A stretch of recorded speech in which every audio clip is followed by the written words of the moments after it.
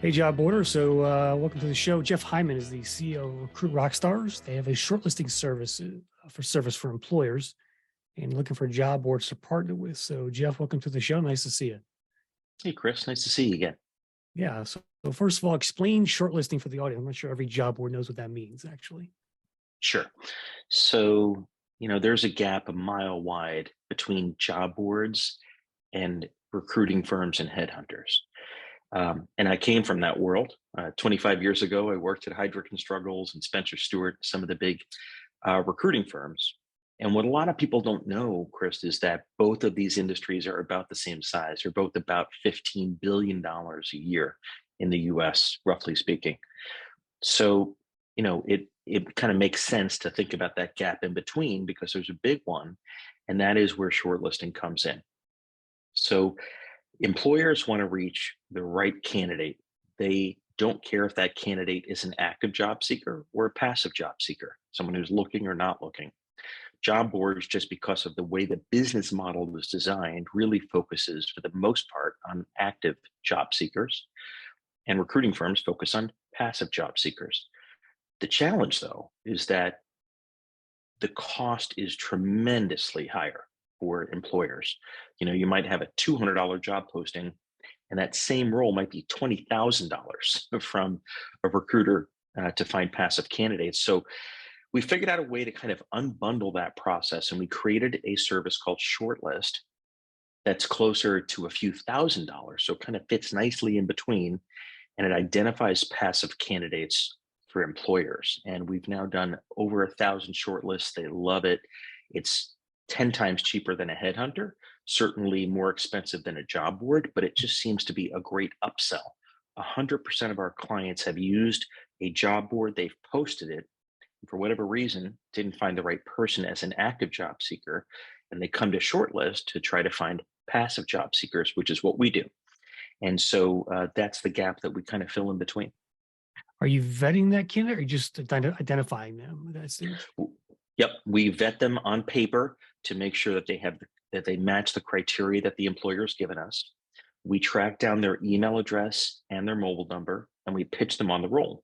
And they respond back saying, yes, even though I'm not actively looking, I'm open to a conversation. At that point, they make the short list and we turn them over to the employer, and we guarantee that we'll find at least 10 of them. Because statistically, what I found is if we can introduce you to 10 people who meet the spec on paper and who've said they're interested, that your pony's in there somewhere. And we don't charge a placement fee or a success fee. We're just charging for those 10 introductions. Okay, so like it's name generation essentially. Exactly. It's Uh, lead gen. Yep. yeah. So how do you envision this working with job boards? Give me some details there. Well, I'm not the only one. So I was floored by this the other day. ZipRecruiter had their annual or their quarterly conference call, and the CEO said something that kind of floored me. He said something to the effect of that there's a big shift happening right now to proactive sourcing, to proactive candidate sourcing, which means the employer is going first as opposed to the candidate going first. And he said, if you look at the past couple of years, you've seen this huge surge or shift towards proactive sourcing. So this is a different business than job boards. We're built very differently. I've built a whole team that spends time hands on the keyboards using dozens of different sources to find these candidates. And then we've automated a lot of the emailing and texting. There's a lot to it. But job boards already have the customers. They already have the employer who's looking for that individual. So what struck me, the light bulb kind of went on, and I said, if they don't find the right person from the job board, this would be an obvious upsell. It's a few $1,000s more, and the job board owner can tap into that revenue. They can actually start to take share from recruiting firms and headhunters. So all we need is the lead. All we need is the name of the employer and that role to fill. And we can cut a very meaningful check to the job board owner. It's 100% gross margin for them because we're doing all the work. Okay.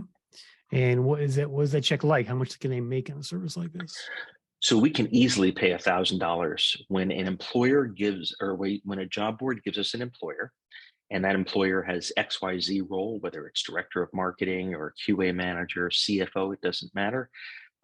We pay $1,000 for that lead if it converts into a shortlist. So it's a significant piece of the revenue. The job board owner has to do really nothing but provide that lead. And so we've just made an easy way to do that.